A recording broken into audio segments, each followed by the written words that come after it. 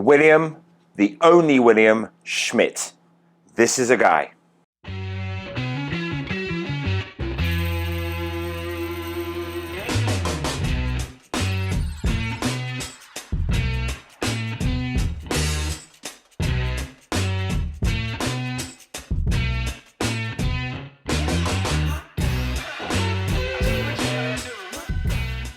William, the only William Schmidt. He's actually an author of a book called The Flowing Bowl and What and Where to Drink, 1891.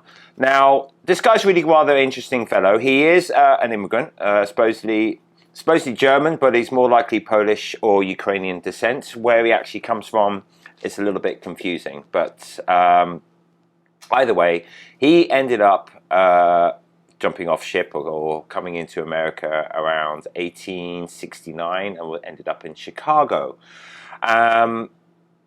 He was supposedly born in 1845, but they don't actually know because the details about where he was born and when he was born and it is a little vague, but we do think he died around 1905. So he was 19th century and very early 20th century bartender. Now, he ended up running a bar called the Tivoli Garden in 1873 in Chicago, where he was looking after a team of up to 16 to 20 bartenders. This is a big place, all right? William Schmidt is really rather interesting, or the only William. Reason being is two things. One, he was the guy that when other bartenders were doing like 3 or 4 ingredient drinks, he was doing like 10, 16, 20 ingredient drinks, like right off the bat. Making stuff, a new drink every single day or on the fly, he was the guy that really personified it. Now, we all live in the 21st century now, where we're really used to things like Instagram, TikTok, Pinterest, YouTube, and Facebook, right?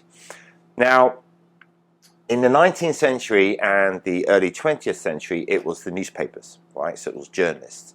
And William Schmidt used this and got this. And you could say he was the real first social media bartender of his time. And we'll go more into detail about that later.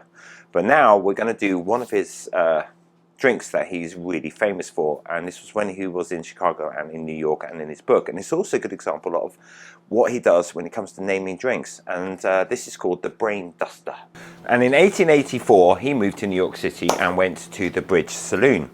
So what we're going to do now is going to do one of his drinks, and it's called the Brain Duster. Now, something about William Schmidt, or only William, he was very fastidious. He was very particular about how a drink should be made, all right? Now, a lot of drinks, on all the drinks, you see a lot of them being stirred or shaken, and a lot of people deviate from it. He was very particular. So this drink, the Brain Duster, I'm actually going to do exactly how he wanted it, and it's quite unique because it is a stirred drink with citrus. Yes, citrus. But it was called the Brain Duster. Everybody else does like the improved whiskey or the improved Genevieve or the sour, you know, or whatever. He came along and put real names to these drinks, all right? And this is one of them. And then around 1889, he went away again to go and see his family in Hamburg, supposedly, because they were all, you know, dying out, and he needed to see them before they passed on, his mum and his dad.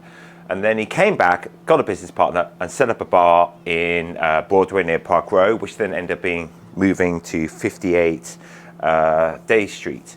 Now, this is really quite unique because it's also where Ground Zero is now. Because for the original Twin Towers to be built, these places had to be knocked down.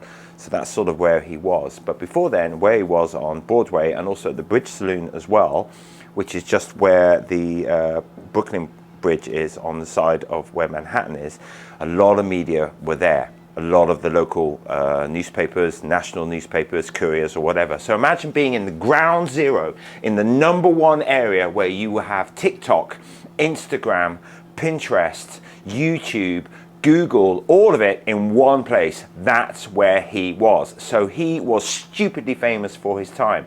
A lot of people know about Jerry Thomas or Harry Johnson, but this guy, for his period, was the bartender. So this is one of his drinks. It's called the Brain Duster. So you get juice of a lime. All right. Boom. And literally, when you hear the ingredients, you're going to think brain duster. All right. 1.5 ounces absinthe.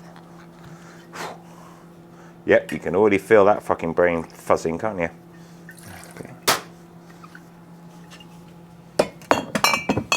2 dashes of gum or rich syrup. Okay. 2 dashes Rosso Vermouth. 2 dashes sherry. Okay. And stirred. I know. But he was very particular about this. All right. So all the journalists of the time, right, would come and find him and talk to him about the drinks. And instead of certain other bartenders like Jerry Thomas used to just constantly talk about himself, William Schmidt talked about the drink, talked about what was popular at the time, what was in season at the time, what was the drink and everything else, and went into a great deal about it. Of course, also, whenever you see a picture of him, small little face with a gigantic beard, like this incredibly flamboyant. Good example would be the recent version of Agatha Christie's Death on the Nile, Hercule Poirot. That big, huge, bushy moustache. That is what he looks like. But you'll see a picture in this little show we're doing right now. And that's what he did. And then towards the end, he started to, well, business partner died, he stayed on where he was, and then he sort of did something that was a little shitty, all right? And it's not something that I think he should be proud of. The new owners who he stayed with ended up starting to get and import 3 or 4 lady English bartenders or barmaids into the bar. Obviously, it went nuts because, well, men, we think with our penises, so we went fucking nuts and it was always busy. But he didn't like this. So this is a bartender, and this bartender, right, he went to the Anti-Saloon League and petitioned to have women banned from working behind the bars. This is a bartender before Prohibition working with the Anti-Saloon League to try and put a law in place that women should not be allowed to attend a bar in any way whatsoever. Not good, really. All right, so it's a bit of a sexist fucking prick thing to do, Mr. William Schmidt. And here it is, the brain duster.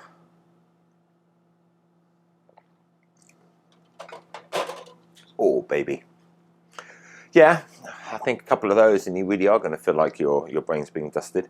It's a great drink, and stirred, yeah, it works. You can maybe throw this drink. You could shake it if you want, but I actually have to agree. It needs to be stirred. The absinthe is incredible, and the flavors are wonderful. But imagine getting this kind of drink. It must have blown your mind, literally. Brain duster.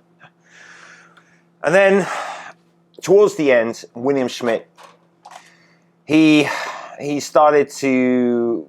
They think it may be what we think now is Alzheimer's or Parkinson's or some form of dementia started to kick in. And towards the end, he ended up actually in a mental facility. And it wasn't really a great ending for him. However, this is what's so unique and so amazing about what he was and who he was. When some of the bar journalists started finding out about him, they wrote obituaries about him. They said how amazing he was. And his regulars all chipped in and helped pay for his funeral expenses. And he had a proper funeral, proper burial, which hopefully I do. I want a mausoleum. But okay, that's another story. But that's what he is, you know, and that's William Schmidt, the only William Schmidt. And in another video, we're going to do an amazing drink that I always put on my training for my staff, and it's called the Gladstone. But for the time being, let's enjoy a brain duster. What a great drink. And there it is, William, the only William Schmidt.